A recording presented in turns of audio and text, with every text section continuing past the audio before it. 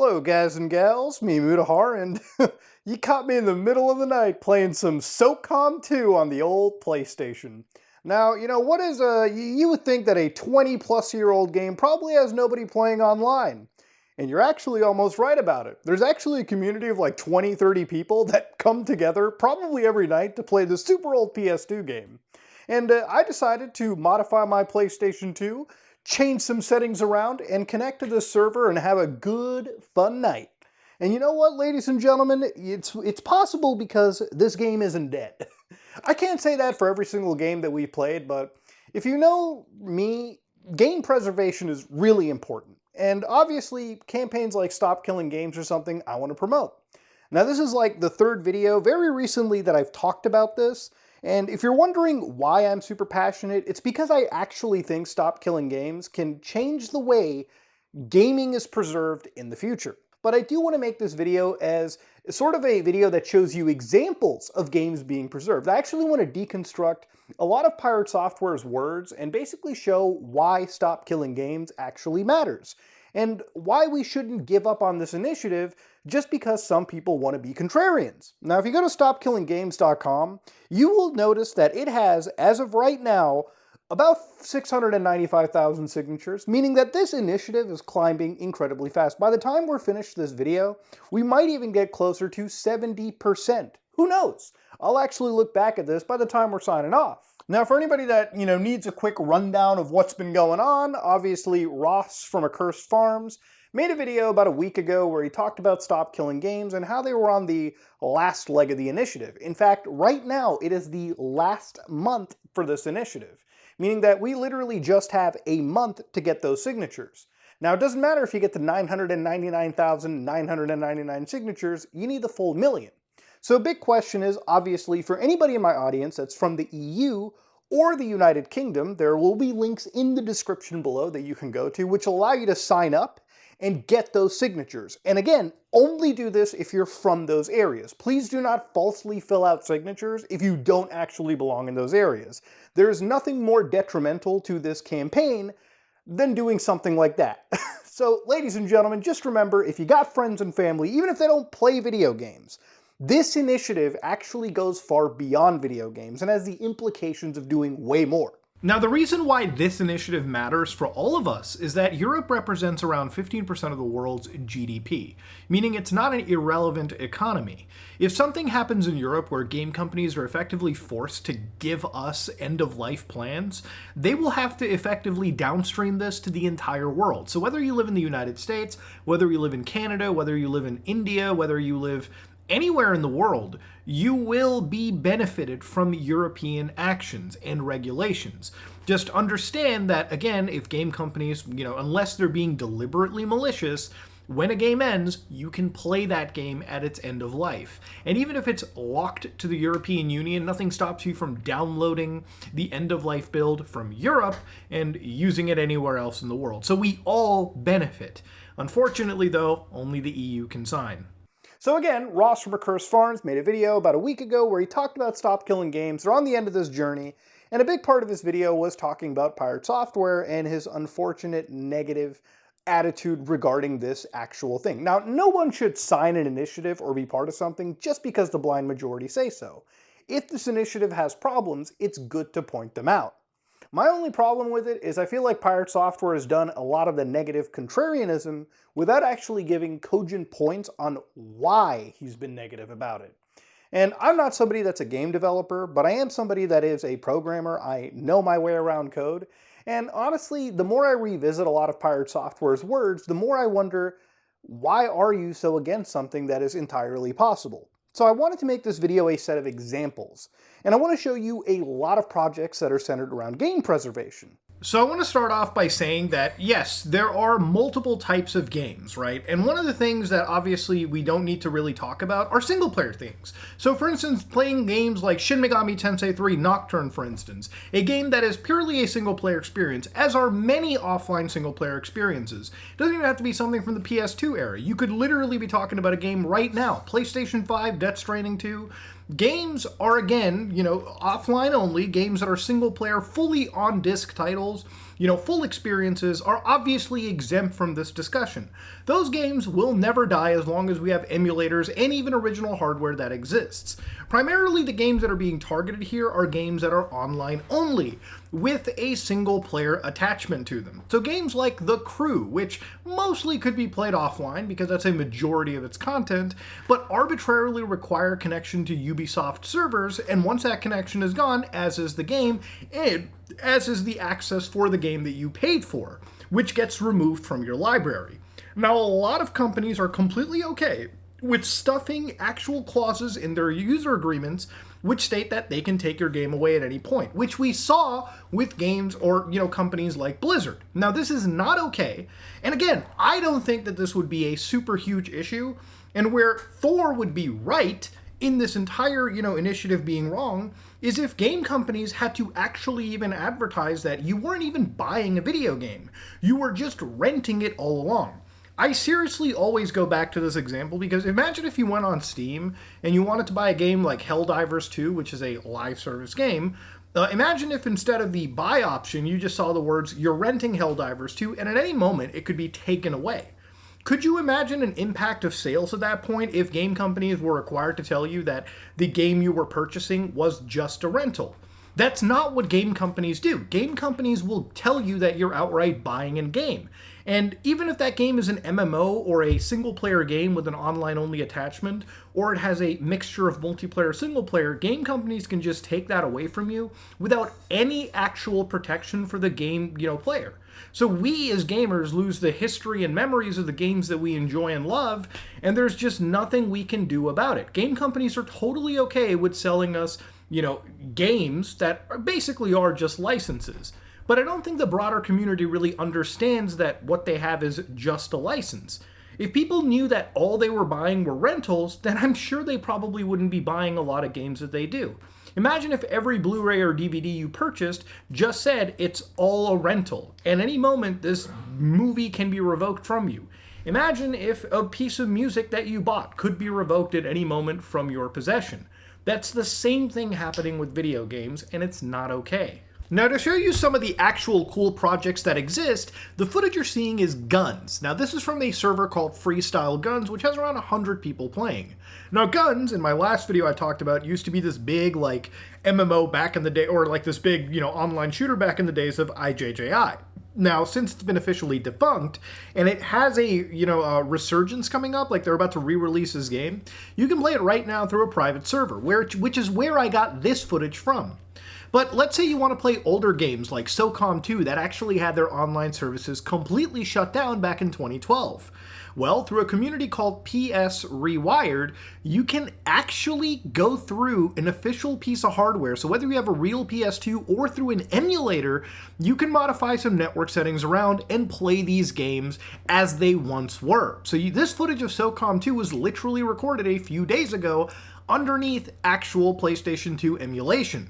And this works between real hardware and emulation. Now, even beyond just SOCOM 2, another game that I wanted to try out was Metal Gear Online 2. Now, I used to play this back in 2008, and obviously Konami has long since shut down the multiplayer services.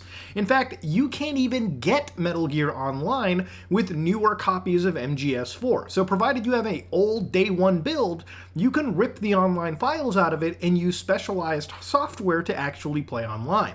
So for instance, I was able to download this from Save MGO2.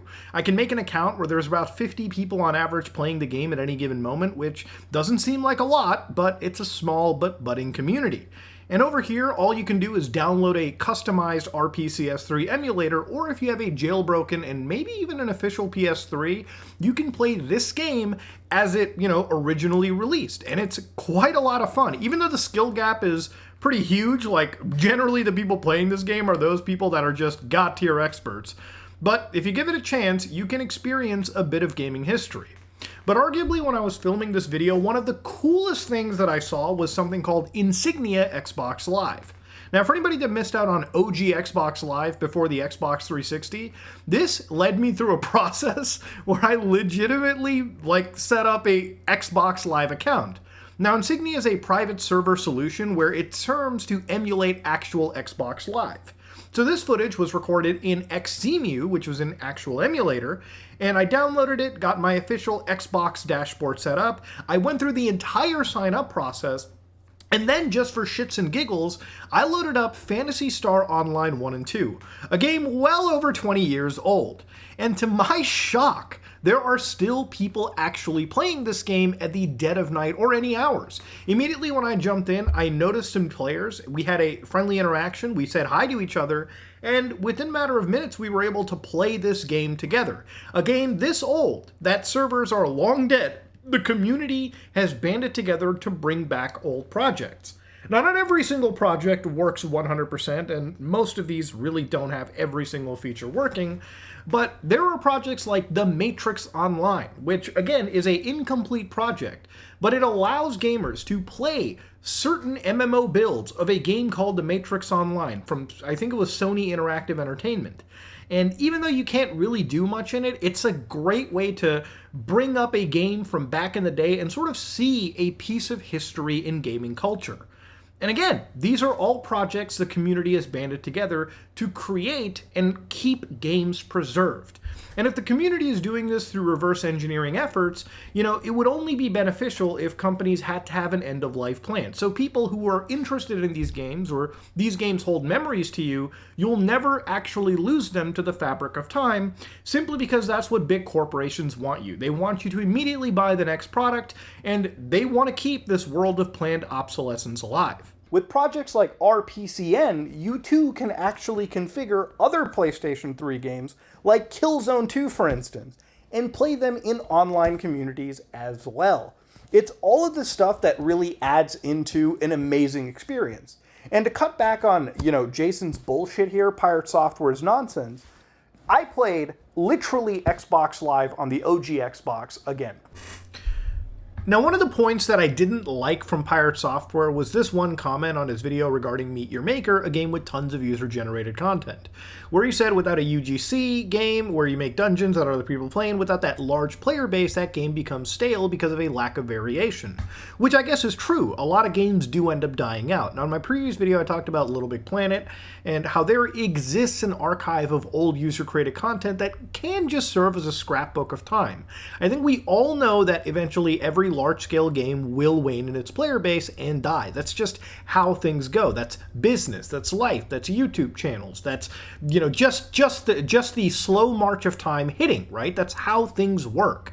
So it's not a matter of you cannot preserve the essence of a game like this with a small group of players. It needs thousands or more active players to give the experience.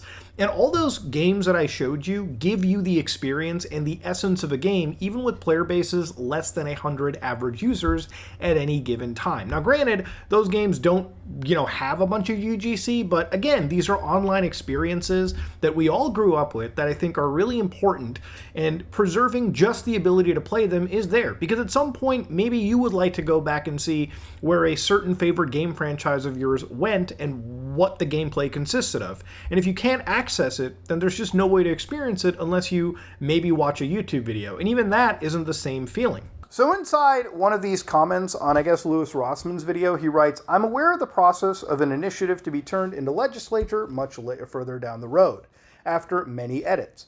If people want me to back it, then the technical and monetary hurdles of applying the request need to be included in the conversation. As written, this initiative would put a massive, undue burden on developers, both in AAA and indie, to the extent of killing off live service games. It's entirely too vague on what the problem is and currently opens a conversation that causes more problems instead of fixing the ones it wants to do. If we want to hit the niche and terrible business practices of incorrectly advertising live service games or always online single-player only games, then call that out directly, not just video games as stated in the initiative." So this is where I do tend to disagree. Calling out video games to exist well after a company wants to stop supporting them is the initiative. We don't want video games to die. It doesn't matter if the video game is a single-player experience, single-player with multiplayer, forced, or a live service MMO experience. It should have an end-of-life plan.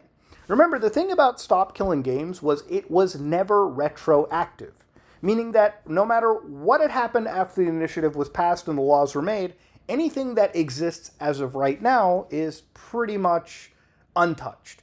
But it does set a precedent to go into the future that if you're a game developer and you want to cater to the EU markets, you should design an end-of-life plan. Remember, the EU economy is like 15% of the world's trade, which is not insignificant. After the Chinese and the Americans come the entire European Union. And so, of course, if something's going to happen in the EU, it's probably going to trickle down to the rest of the world. And that's why this initiative matters for all of us. And if we're going to push even further, it's not just video games that are the problem. I think the issue is we only focus on video games here. But let's say that you're somebody that loves movies or music. Remember, initiatives like this that focus on preservation matter for you too. Don't you want every single movie that exists out there to be preserved or something down the road so we as human beings don't lose any form of history? Don't you want music to be preserved? It's a lot different for movies and music because you can just screen record an entire season of a TV show or an entire movie. You can rip entire music CDs onto hardware. Hell, back in the day for the PS2, you could rip entire musical CDs all day, every day. Okay, that used to be a thing back then. Nowadays, not so fucking much, at least on consoles. And this is important. But when it comes to things like software, it's not just video games. A lot of big companies want us to be locked into this live subscription model. So whether you use things like Microsoft Windows or Adobe Premiere, for instance, which is a great example. Adobe used to be a software you could just go to the store and buy a copy of, for a specific, version of that year. Now, you could keep this version and install it whenever you wanted to, but now you have to be locked into subscriptions from Adobe. And there are times where even if you want to cancel that subscription, you may be subject to absurd cancellation fees. Things that shouldn't be legal are now legal and normalized. And it's really up to us as a consumer group to at least advocate for better solutions. There's good regulations like what happened to Apple. In the EU, Apple users are basically allowed to install whatever application they want to their phones. And Apple is so malicious, they geo-lock that to make sure that we in America, we in Canada, we anywhere outside the EU don't even get those benefits. But, when Apple was forced to basically go into their actual phones and get rid of their shitty lightning cable and give us USB-C, all of a sudden they touted all the benefits you get with this cable.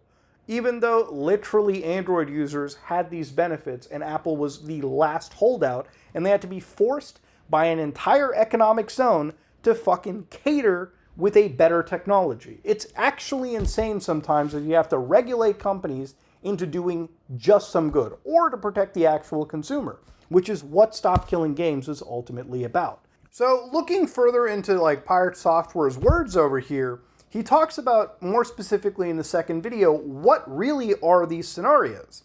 So he talks about potential scenarios where a studio could be abused if the initiative was implemented as written. It adds new paths for abuse and that need to be discussed to help hone this initiative into something that would do good without doing harm. I then explained that very few people in the game development space can actually discuss this from the other side due to fear of losing their jobs. And a studio is much safer in silent dissent than they are discussing the drawbacks of your ideals. The recent attacks on our games is obvious evidence of this. My main issue with this initiative is that it is broad in its approach to change the industry and the exact language of the initiative, not the FAQ request that all games stay in a functional playable state.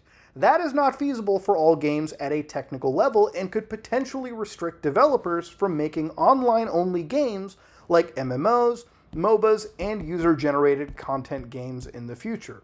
That list is not exhaustive, and it doesn't matter if you do or don't like those kind of games. So this is one of those things where on surface level, yeah, it makes sense, right? Why would you ever want to stifle an MMO from existing, or a MOBA from existing, or any game with UGC? Except that's not what the initiative was ever about, and he's still not actually addressing what are the technical hurdles that you're stopping from this initiative being passed, right? So I wanted to look at one of PirateSoftware's videos, specifically that second video he was talking about, and kind of understand what his points were and deconstruct them a little bit because I don't think that they're actually all that valid. That's the most common requirement of the initiative, which is games have to be left in a functional, playable state. Now, what happens if that game is a online-only live service game? Well, if you want that to stay in a functional playable state, that means the devs have to release either server binaries or somehow carve off the game to be a single-player experience now. Some way to keep it functional and playable, right? Now, many of you are requesting, yes, I should get the server binaries so that I can go and make private servers for this. But that doesn't make a lot of sense in the real world. And the reason why is because it leaves developers open to abuse. So let's explore that a little bit. Let's say that you made your own video game, and you made a live service game. Maybe it's an MMO, maybe it's something else, right? And let's say that I want to monetize that game, but you don't allow monetization of the game by any other party. This makes sense because most creators don't allow for that. You can't just take someone else's art and profit off of it. Normal, right? So then I go, well, how am I going to force you to do this? Under this initiative, you would have to release the server binaries or keep the game in a functional playable state at end of life. So I hit you with a ton of bots. I hit you with a ton of exploits. I attack your community, I destroy your Reddit, I go after your business. I go everywhere that I possibly can to make this cost as much as it possibly can for you. And it's not hard to do this. We saw the exact same thing happen in TF2 recently. The massive amount of bots that were attacking the game. This is not infeasible. This is something that is very easily attainable today. And let's say that this goes on long enough that your game dies because you can't afford it anymore, and your studio has to shut down. At end of life, you now have to release those server binaries to keep the game in a functional playable state. At which point I take those, I create a private server, and I monetize it. And some people have said, well, simply don't allow monetization of the server. Well, who's going to enforce that? If you want a government initiative to enforce that, that means the government has to build a registry of all of those games and all of that intellectual property that shouldn't be monetized, and then somehow enforce that. Now, there's a lot to unpack there, but I want to actually play everything in context. I don't want to be labeled a clip chimper in this situation. I don't want to be somebody that doesn't give you the full context of what somebody is saying. And again, if you want to see all of his video, it's completely available on his channel. But the actual example that he talked about here sounds a lot like corporate espionage, corporate sabotage, sorry, that's the better term.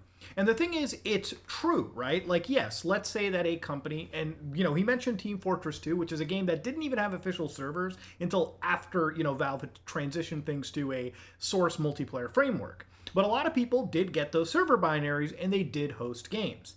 And while TF2, yes, they had a bot problem, and I believe in some cases they still do, there's a lot of stuff the community has done with those server binaries provided by Valve to create an amazing, fun gaming experience.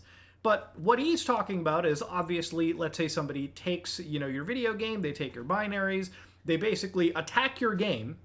They attack your game with bots, nefarious practices, and as soon as your game is dead, right, because these people have attacked it, they'll release a server binaries, somebody takes your server binaries, they revitalize your dead game, and then inject things like monetization. So again, it's a vehicle, I guess, according to Jason, that people can legally attack a video game, destroy them, and then be able to rehost them and profit off of the art that another person created, which again, I think is a pretty legitimate thing to somewhat worry about, right? Like, yes, that could happen. But he's also talked about what is the enforcement mechanism. Would they have to have a registry? And what he's describing is something that already exists. Again, these are not situations that are, unavoidable. Companies like Riot Games, for instance, shut down an entire League of Legends private server because they felt it encroached their intellectual property and copyrights. And again, it's debatable if they did that, but they shut it down using the legal channels. Same thing with Blizzard when they shut down World of Warcraft private servers because they felt it was violating their terms of services or copyrights. And even people like PirateSoftware, who's an independent developer, has at times used the DMCA, and it's debatable if it's false or not, to weaponize it against people that he has not liked, people that he believed were abusing his copyright, and mostly his actual likeness. They took some apparently alleged clips from his stream, used them in promotional material, and instead of attacking the promotional material directly, it seems his team went directly for the actual developer's Steam, game, even though that Steam build did not have any of the offending DMCA material.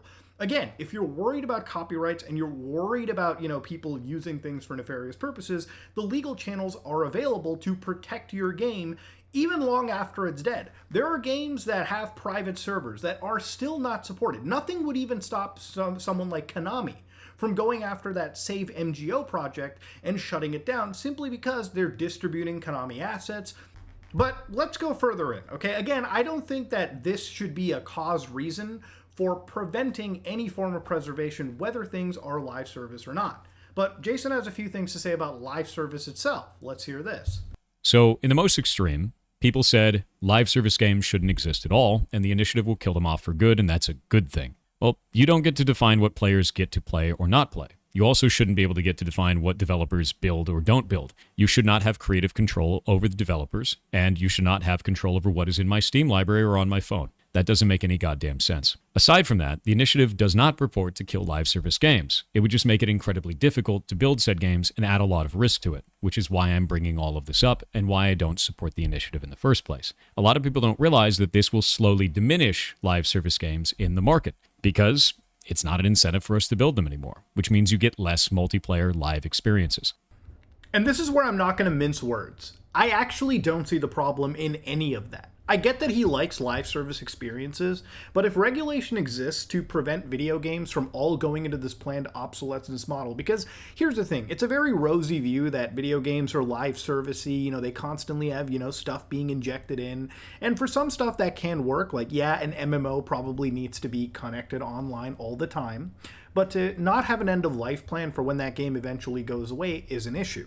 Now, he does mention later on in this video, and I don't need to play it, but obviously, I think a big problem is how these games are built, right? Like, obviously, if you, as a developer, came out and said, hey, buddy, listen, you're just renting the game, you're not buying it, that would alleviate a lot of purchasing concerns. But I also think it would very negatively impact the sales of a video game if people were just told outright, yeah, this is a rental. So if you're spending $60 today, well, you might consider getting a game that'll be around, long after. You don't want to get something that has a end-of-life guarantee, but you just don't know when that end of life is. Now, the thing is with live service stuff is, look, if game companies are regulated to, again, have an end-of-life plan, and that means that producing a video game that is planned to be obsolete from the beginning is risky, then that really isn't anybody's problem, okay? At the end of the day, that should be a practice that isn't accepted in the gaming sphere. I get that you like live services. I played a few live services that I enjoy myself. But I'm thinking of the long-term implications of game preservation, and he does touch upon it here. To fix something. So the next one is that this is about games preservation, and that it needs to happen to preserve these types of games for future generations and for everyone to always have forever. But I would argue that this isn't actually preserving these games. Social games, such as, let's say, Apex Legends, require a number of players to be in the match at the same time so that you can have an experience that is only able to be obtained through lots of players interacting, right? It's a multiplayer game. You need a bunch of people. How many of you have felt negatively when an MMO dies or when a live service game dies? Oh, dead game. There's only 5 people online. Why would I play that? So why would you want to preserve a game in that state? That doesn't make any sense to me. You want to take down these live service games, put them up on a private server, and then play it with a couple of people. You're not bringing it back at its height. You're not taking a snapshot of what the game actually is. You're making it limp on in a way that doesn't make any sense. That's not preservation. And for those that may stop there and go, but private servers going to have a lot of players. Look at all the ones for World of Warcraft. Again, we talked about that. It opens up a route for abuse of the developers.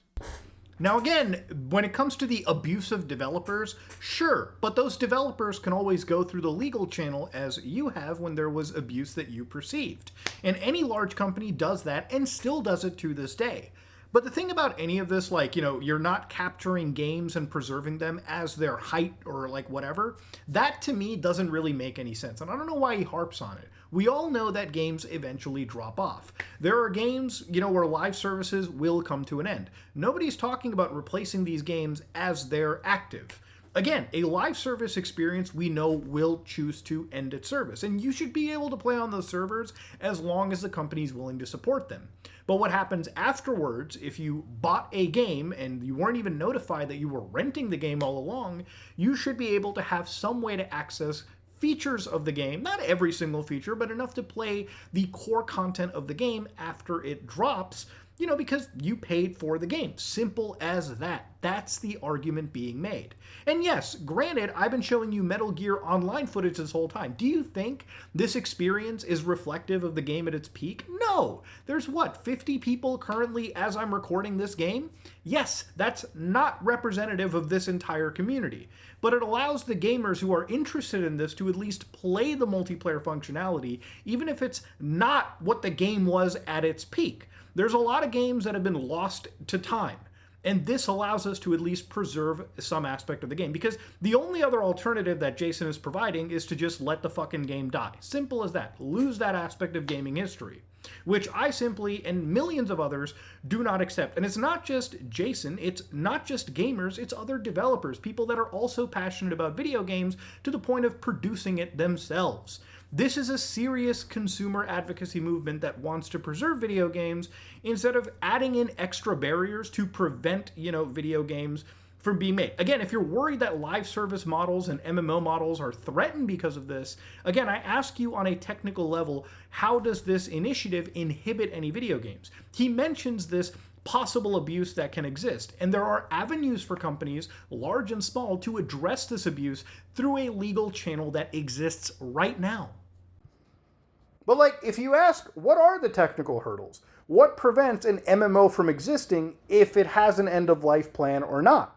A lot of those games, even the Matrix Online that I showed you earlier, hell, forget that. Games like World of Warcraft, games like Final Fantasy 15, hell, Final Fantasy 11 even, right? A lot of MMOs have server emulators or even server binaries that are out there in the world floating. And it allows people to take that game and actually preserve it, or at least have a server that's available long after companies stop supporting it.